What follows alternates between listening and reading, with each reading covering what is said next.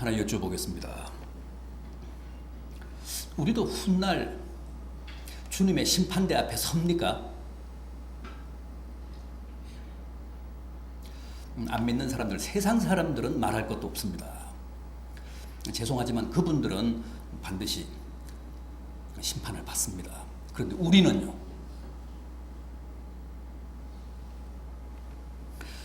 우리 믿는 사람들 훗날 심판 받습니까? 안 받습니까? 오늘 본문 10절을 한번 보십시오. 이는 우리가 다 반드시 그리스도의 심판대 앞에 나타나게 되어 각각 선악간에 그 몸으로 행한 것을 따라 받으려 함이라. 여기서 우리는 누구죠? 구체적으로 여기서 말하는 우리는 바울과 이 고린도 교회에 보낸 두 번째 편지니까 고린도 후서라는 게 고린도 교회 성도들을 말합니다. 10절에서 말하는 우리. 다라는 말은요, 누구도 예외 없이, 열애자 없이, 반드시라고 하는 말은요, 필연적으로, 어김없이,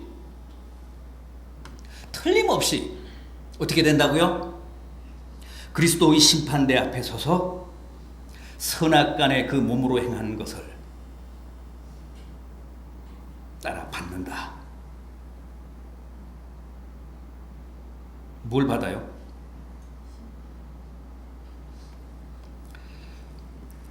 그렇죠. 심판을 받는다는 거죠.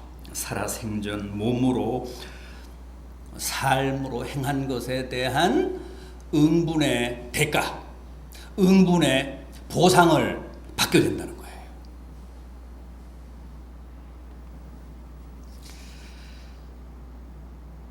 사실 이런 말씀은 우리를 기쁘게 하기보다는 착잡하게 합니다.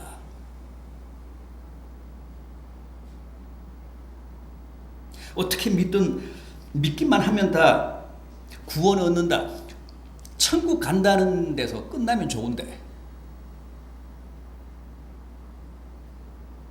거기서 더 나아가 그동안 어떻게 믿었느냐, 어떻게 살았느냐를 시시콜콜 따져서 등급을 매기고 그 등급에 따라 상급을 준다. 그러면 이 중에도 분명히 언짢게 생각하실 분 계실 겁니다.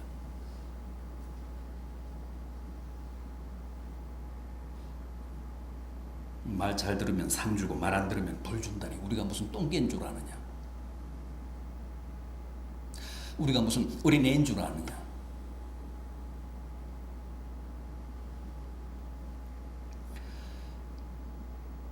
그러면서 그다지 유쾌하게 생각하지 않는 분들 있을 수 있습니다. 원래 우리 개신교는 가톨릭의 공로사상, 공덕사상, 즉 그 행위를 강조하는 가르침에 반발해서 개혁하고 독립한 교회잖아요.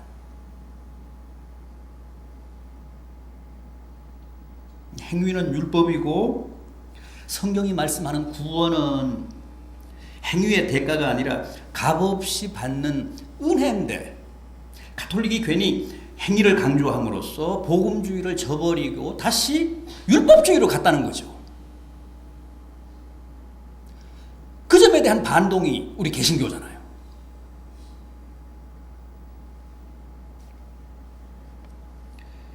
그래서 개신교에서는 행위라든가 무슨 상급이라든가 공덕 같은 개념에 대해 아주 부정적입니다. 그러나 그건 잘못된 생각이고 성경의 가르침에 위배됩니다. 괜히 가톨릭에 대한 반발 때문에 그런데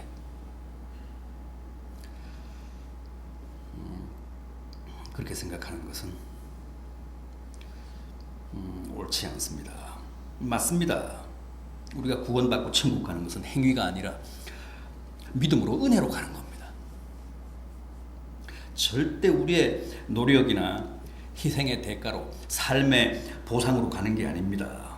그러나 우리가 천국에 가서 누릴 영광, 영화는 반드시 내가 이 땅에서 행한 대로 보상받는 겁니다.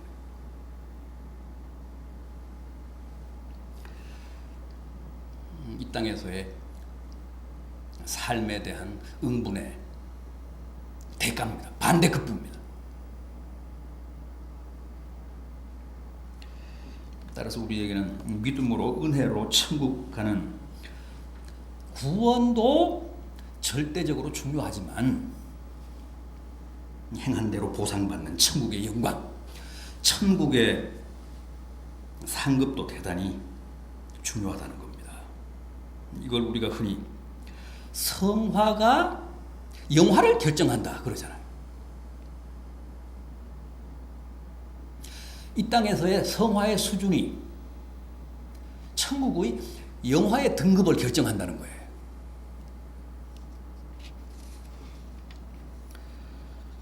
여러분 기억하십시오.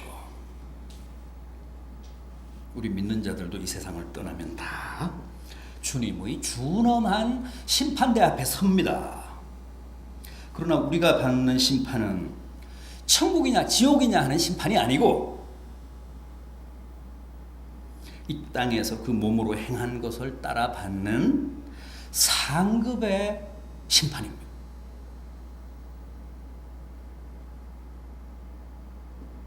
그 심판을 통해 우리가 천국에서 누릴 영화가 결정되는 겁니다.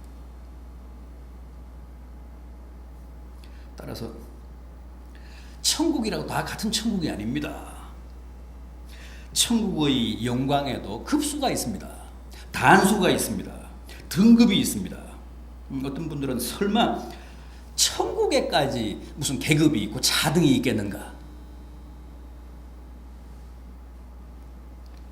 이 땅에 온갖 모순과 부조리가 가득 찬 세상이니까 계급이 있고 차별이 있고 무슨 불공평이 있고 불균등이 있고 불평등이 다반사지만 그래서 억울한 사람도 많고 부당하게 멸시당하고 소외받는 사람도 많지만 천국만큼은 절대 그런 일이 없을 거라고 생각하는 사람들 있습니다. 맞습니다. 천국은 추호의 모순도 없습니다. 부조리도 없습니다. 그야말로 절대적으로 공평하고 공정하고 공명한 세계입니다. 그런데 천국은 공평한 세계지 공의로운 세계지 평준화의 세계는 아닙니다. 그래서 모든 사람들이 누리는 영광이 다 다른 곳입니다. 어째서 그럴까요? 천이면 천, 만이면 만, 모든 사람들의 이 땅에서의 삶의 질이, 수준이, 내용이 다 다르기 때문에 그렇습니다. 그렇기 때문에 행한 대로 보상하시는 하나님의 상급도 다 다를 수밖에 없고 또 반드시 달라야 그게 공의로운 겁니다. 그게 정의입니다. 그게 공평한 겁니다.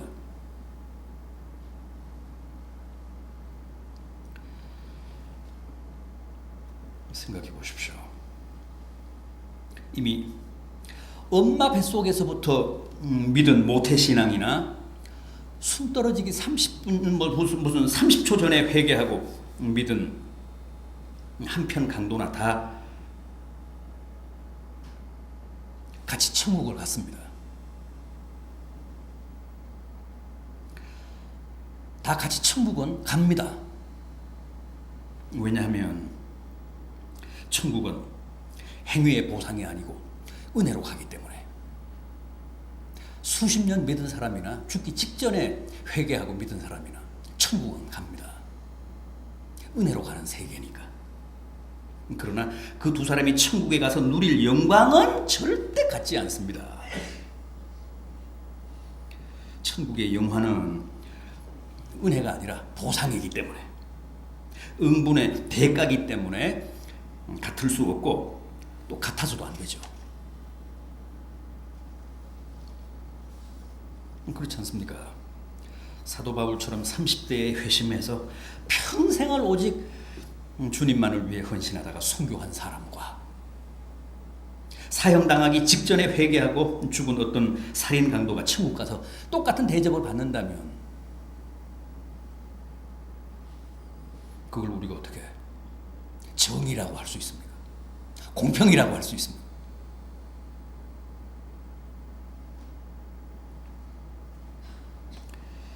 따라서 상급은 달라야 합니다. 상급에는 반드시 차등이 있어야 합니다. 그래야 억울하지 않습니다. 그래야 손해보는 사람이 없습니다. 그래야 공평합니다. 각자의 삶의 내용과 믿음의 정도에 따라 다 달라야 그게 공정한 겁니다.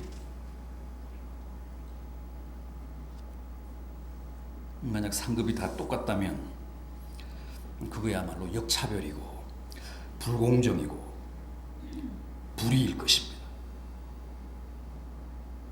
사람마다 엄연히 삶의 내용이 다 다른데 각 사람이 행한 대로 갚으신다고 했는데 상급이 어떻게 같을 수가 있습니까? 10이면 10, 100이면 100 다 달라야 맞죠. 그래서 고린도전서 15장 41절은 해의 영광, 달의 영광, 별의 영광이 다르고 또 별 중에서도 샛별의 영광, 은하수의 영광, 북두칠성의 영광이 다 다르듯이 우리가 천국에서 누릴 영광도 사람마다 다르다고 합니다. 바울은 이 고린도 후서 12장 1절 이하에서 자신의 신비 체험을 간증하면서 자기가 14년 전에 삼층천 셋째 하늘에 다녀왔다고 고백을 했습니다. 그런데 추후 1300년대 초반에 쓴 단테의 신곡도 지옥과 천국이 다 여러 층으로 이루어져 있다고 합니다. 여러분, 지옥이라고 다 같은 지옥이 아닙니다.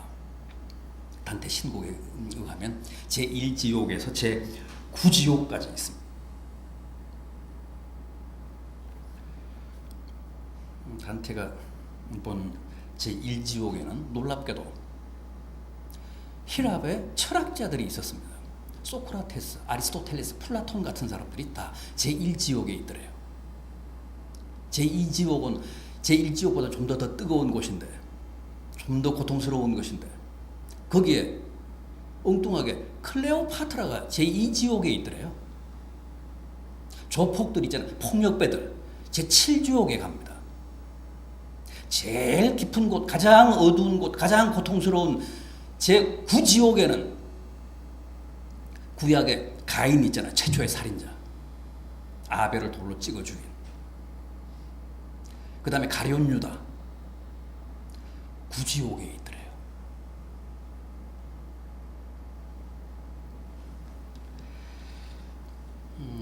지옥이 이제 아래로 내려갈수록 더 고통스럽고 더 뜨거운 곳인데, 더 어두운 곳인데, 천국은 올라갈수록 더 밝은 곳입니다.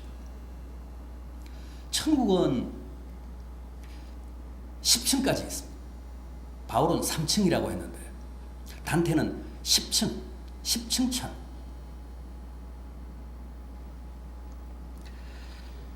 가장 높은 곳이 가장 영화로운 곳입니다. 그걸 10하늘, 10층. 엠피리오라고 하죠. 그 10하늘을. 거기에 삼위일체 하나님이 계십니다. 그 아래 9층에는 천사들이 있고, 8층에는 순교자들이 있고, 사도들이 있고. 이게 단테가 1300년대 초에 본 계시입니다. 신곡의 내용입니다.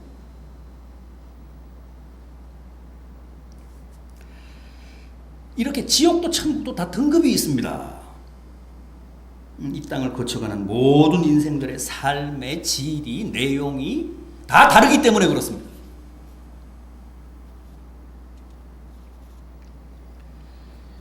누가복음 19장에 보면 유명한 문화 비유가 나옵니다. 주인이 10명의 종들에게 각각 한 문화씩을 맡겼습니다. 그런데 한 사람은 그걸 가지고 가서 장사해서 10문화를 남겼습니다. 또 다른 한 사람은 그 한 문화로 열심히 사업을 해서 5문화를 남겼습니다.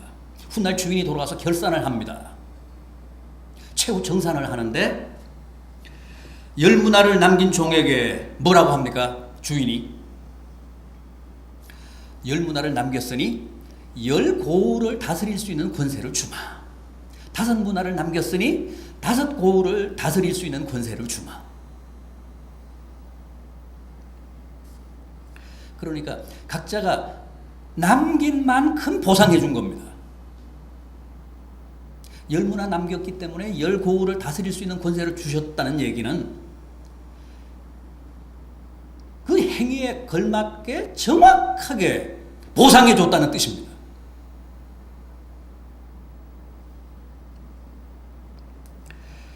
여러분, 그게 상급입니다. 그게 천국의 영광입니다.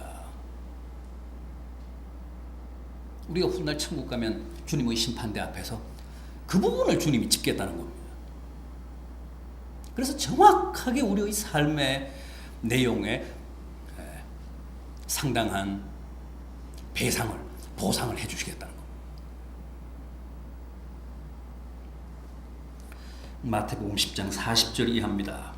선지자의 이름으로 선지자를 영접하는 자는 선지자의 상을 받을 것이고 의인의 이름으로 의인을 영접하는 자는 의인의 상을 받을 것이고 또 누구든지 이 작은 자 중 하나에게 냉수 한 그릇이라도 주는 자는 결단코 그 상을 잃어버리지 아니하리라. 선지자의 상, 의인의 상, 냉수 한 그릇의 상이 다 다릅니다. 따로 있습니다. 그 어떤 수고도, 그 어떤 희생도 하다못해 냉수 한 그릇의 자선도 간과하시지 않고 다 챙겼다가 반드시 그 상을 잃지 않게 하시겠다고 합니다. 공짜는 없습니다. 주님을 위해 우리가 수고한 만큼, 주님을 위해 아픔을 겪은 만큼, 주님을 위해 우리가 희생한 만큼 냉수한 그릇도 다 꼼꼼하게 기록해 놓으셨다가 보상해 주신다고 합니다. 마일리지가 쌓이듯이 내 상급이, 내 삶의 포인트가 지금도 천국 슈퍼컴퓨터에 누적이 됩니다.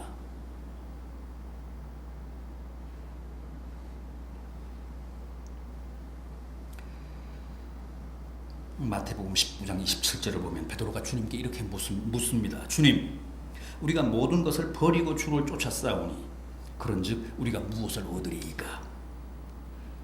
후에 보상이 뭡니까? 주님이 뭐라고 하셨죠?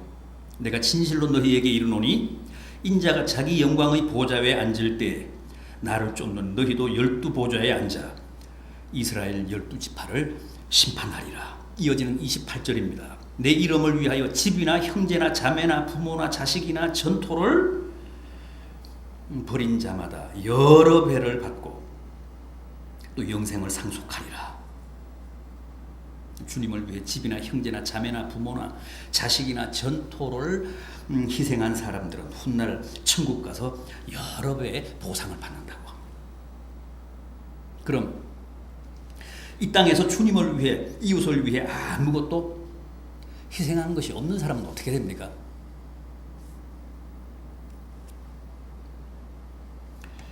하늘에 계신 너희 아버지께 상을 얻지 못하리라. 중요한 말씀을 합니다. 저희는 이미 자기의 상을 받았느니라.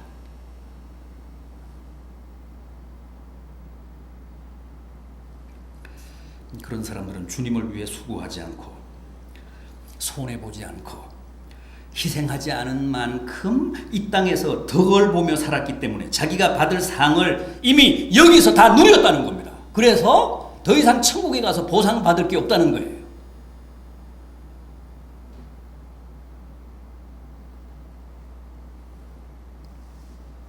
얼마나 냉정하고 얼마나 공평무사한 말씀입니까?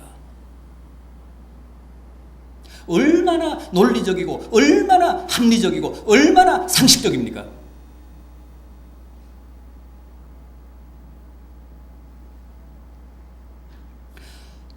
여기서 안 누려야 주님 앞에 가서 보상받습니다.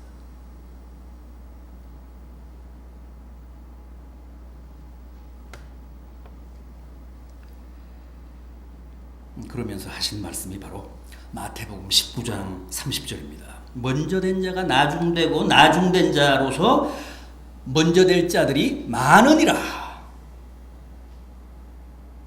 먼저 믿는다고 다 큰 상 받고 나중 믿는다고 다 작은 상 받는 게 아닙니다.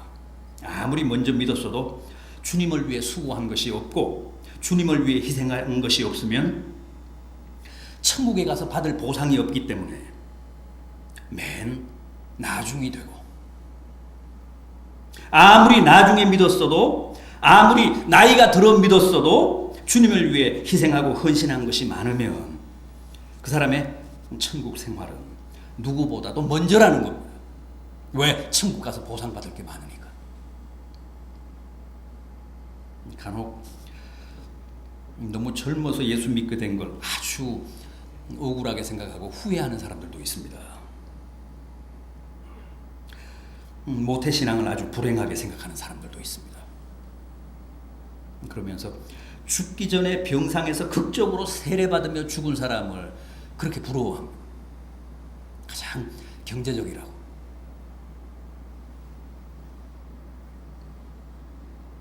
그렇다면 정말 그렇게 막차 타고 천국 간 사람들이 행운일까? 물론 지옥 가는 것보다야 뭐 100번 1000번 낫습니다. 지옥 가는 것보다는 턱걸이로라도 천국 가는 게 낫고, 뭐로라도 천국만 가면 그건 축복입니다. 그러나 생전에 주님을 위해 아무것도 한 게 없는 사람은 천국에 가면 참 난감하고 민망합니다. 가장 남루한 모습으로 영원히 살아야 합니다. 그래서 그런 사람을 성경은 부끄러운 구원이라고 합니다.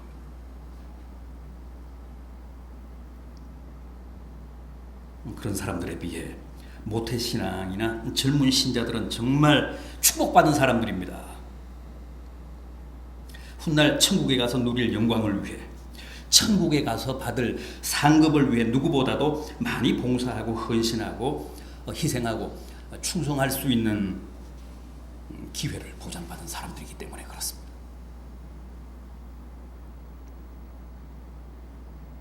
성도들 가운데는 하루빨리 천국 갔으면 좋겠다는 분들이 있습니다. 우리 실로암의 어른들이 자주 그렇게 말씀하십니다.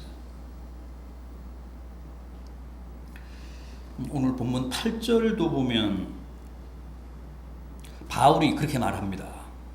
우리가 원하는 바는 차라리 몸을 떠나 주와 함께 있는 그것이라.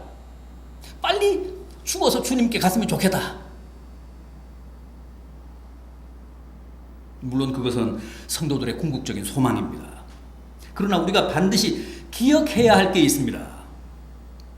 하나님이 구원받은 당신의 자녀들을 빨리 천국으로 안 데려가시고 하루라도 더 이 땅에 두시는 데는 깊은 뜻이 있습니다. 왜 그러신다고요? 천국에 가서 누릴 영광을 조금이라도 더 준비하라는 겁니다. 그래서 말미를 주신 겁니다. 하루라도 빨리 천국 가서 주님과 더불어 사는 것만 능사가 아닙니다.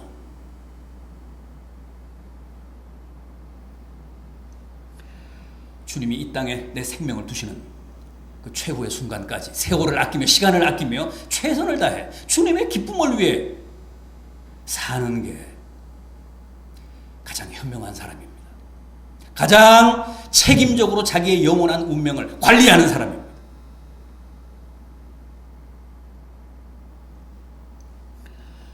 세상 험하지요. 뭐 살기 쉽지 않습니다. 하루라도 빨리 죽어서 천국 가면 좋죠. 그러나 그게 전부가 아니라는 거예요. 아직도 이 땅에 발붙이고 살게 하시는 하나님의 뜻을 잘 헤아려서 세월을 아끼며 힘껏 주님의 기쁨을 위해 사는 게 옳다는 거예요. 맞다는 거죠. 빨리 죽었으면 좋겠다. 그럴 게 아니라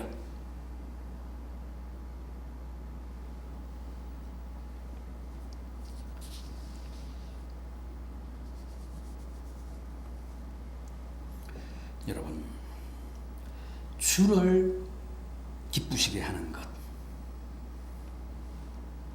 오늘 9절 말씀을 보면 바울이 그런 고백을 하는데,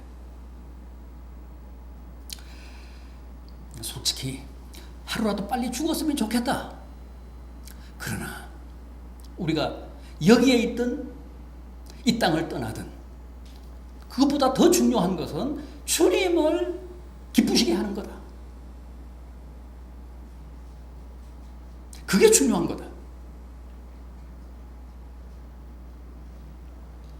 주님이 나를 이 땅에 살게 하시는 그 최후의 순간까지 세상을 기쁘게 할 게 아니라, 내 자신을 기쁘게 할 게 아니라 주님을 기쁘게 하며 사는 게, 그게 가장 복된 거다. 고린도 교회 성도들이여, 그렇게 살아라. 그게 자기 삶에 대한 책임적 주체다.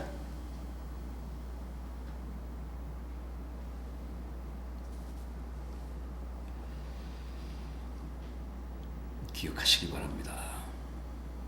주님을 기쁘시게 하는 삶만이 우리의 영원한 운명에 큰 도움이 됩니다.